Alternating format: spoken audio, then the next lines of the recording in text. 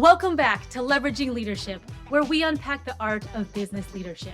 I'm your host, Emily Sander, Chief of Staff turned Executive Leadership Coach. This show is all about finding your points of greatest influence and leveraging them to better serve those around you. Have you ever been trying to explain something to someone and you can tell it's not quite registering? So you're saying the words and you're saying everything right, but it's not getting through.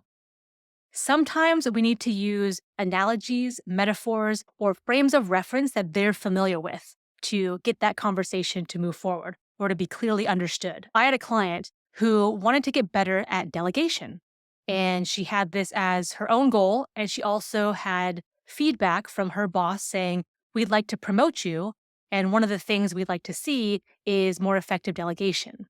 So she and I were working on that, and we went through the normal stuff you talk about for delegation. This frees up your time and you can spend your time on higher value activities. It gives your team members chances to shine. Sometimes they have better ideas than you do anyway, all these different things. And she was kind of like, I know. But she would often get stuck in these situations where she felt the need to jump in and do something for that person and just do it herself. And I knew that she played soccer competitively in college. And she actually played the same position I did, which was defender and then sometimes midfielder.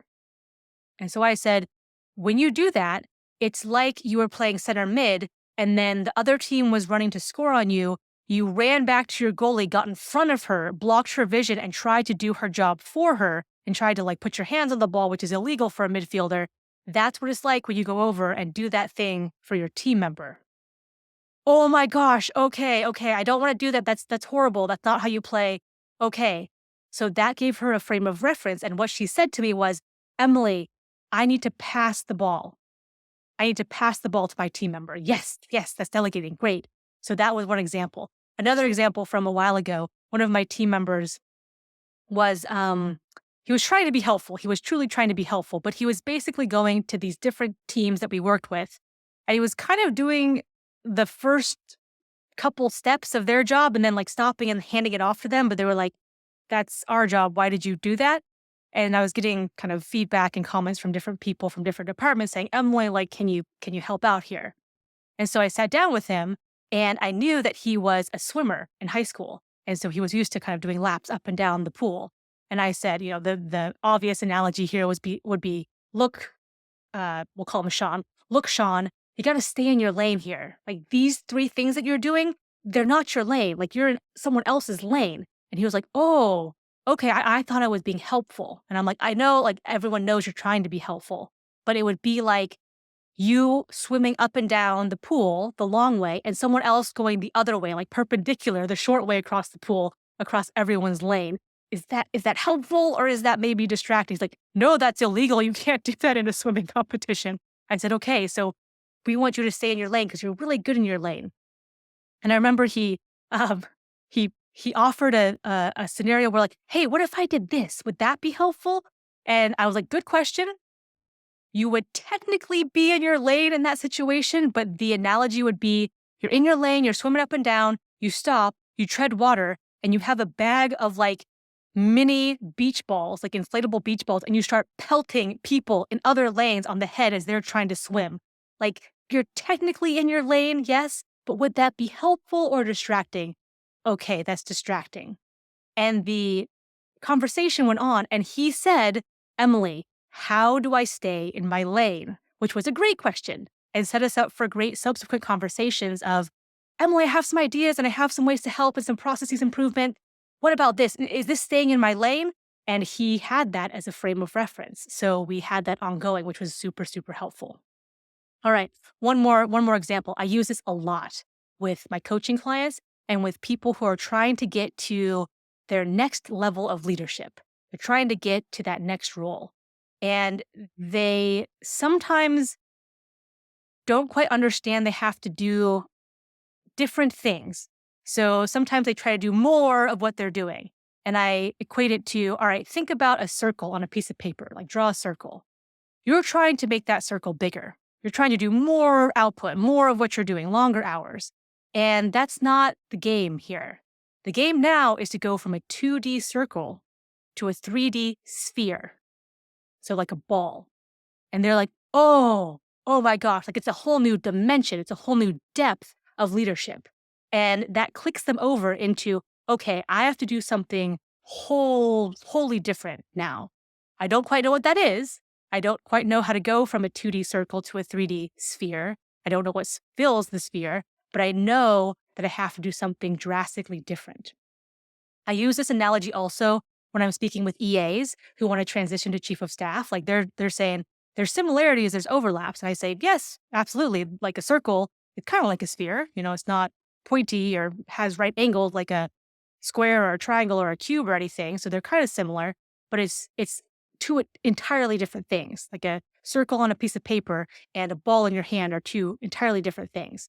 So anyway, that analogy is used in a couple different places, and it helps get across the concept. Okay, so the lesson here is to use words and phrases and frameworks that are familiar to your listener. So like an analogy would be a word or a phrase that you use instead of another word or phrase because it's more familiar and it suggests a likeness to your listener. So I think that's like a working definition of an analogy. So everyday analogies we use are, hey, Joe, how's it going? Oh my gosh, I'm drowning. I have too much on my plate.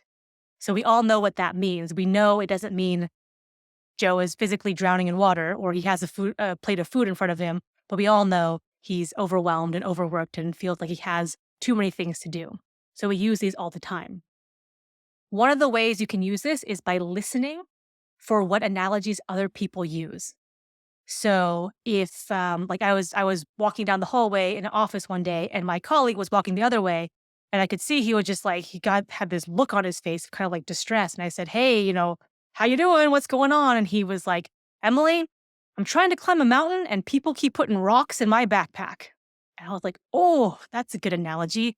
I could almost see and feel the weight on his face and in his tone of voice. But that clued me in real quick to his experience and what he was going through and his state of mind. Another one would be a client I had, and I'll never forget his opening line. I said, what do you want to focus on for today's session? And he said, Emily, I was I was hired to turn this ship around, and I'm surrounded by a bunch of asshat clowns. And I said, okay. So I immediately thought of like this visual of like this huge ship and then people running around in like clown outfits who are like mean clowns or annoying clowns or just dumb clowns. And I was like, all right, that's quite the visual. And he went on to kind of talk about this thing that was happening and that thing over there that was happening. And I was trying to connect these things and it was a little bit rambly. And I went back to that ship analogy and I said, you said you were hired to turn this ship around. So what kind of ship is it? And he said, the Titanic. And I said, oh my, okay. I said, is there an iceberg ahead? And he said, Emily, there are two main icebergs that we as a company have to avoid in order to stay afloat. And that opened up the conversation and that got us going. I think there was, dialogue around what kind of ship would you need or what kind of boat would you want instead of the Titanic? What do you need to equip your ship with? What does your crew need? Like all of these different things off of that analogy. So it can be ways to open up that conversation and use their language and use their frame of reference if you're listening for it. The other way, you could reverse it and offer analogies to people. So if you're in a conversation, you can tell a team member is trying to convey something and they're experiencing something or they're feeling something and they don't have the words to it, they can't put words to it, you could offer an analogy and say something like, is it kind of like you're trying to build a house with no nails and no hammer? And they might go, yes, it's exactly like that. We're trying to build a house and we don't have any equipment. Or they can say, no, it's not quite like that. We're trying to build a house and it's like raining. It's like raining cats and dogs here. And you go, by the way, cats and dogs, another analogy that people use all the time. Sidebar, here's the background of that analogy. In the olden days, when people used to build houses with roofs made of thatch and mud, the animals, like the farm animals and the cats and the dogs, would sleep on the roof or nap on the roof because that's where it was warm, because there would be fire in the house, and they would be on the roof.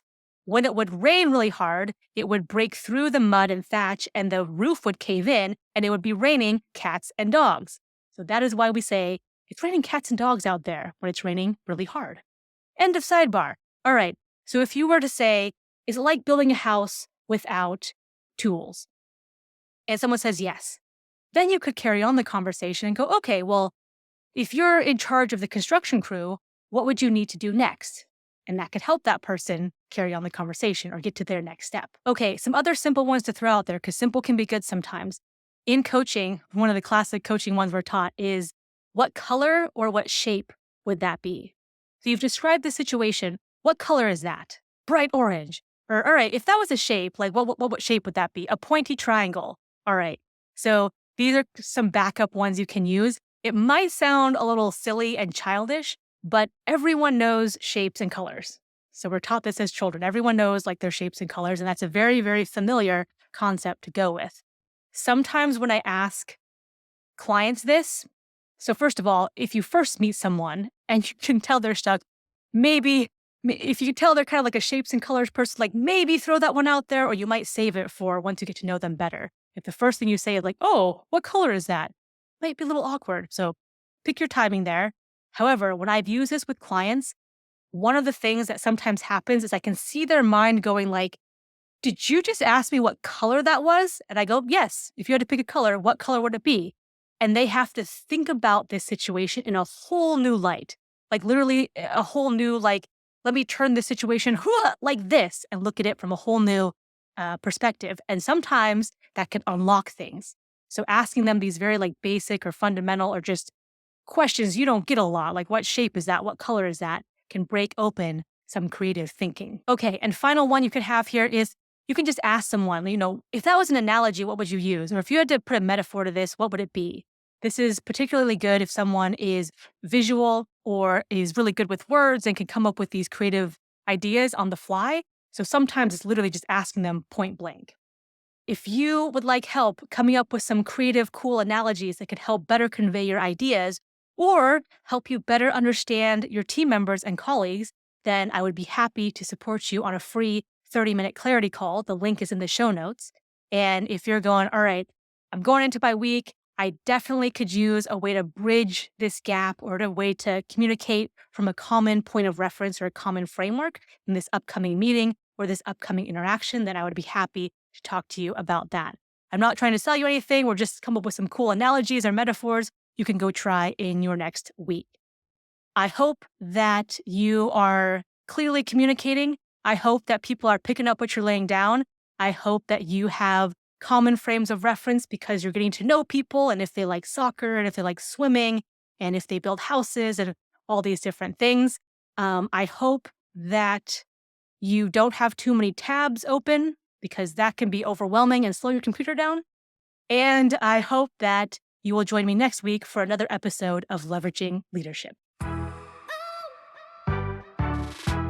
If you enjoyed today's episode, please like, share, and subscribe wherever you get your podcasts.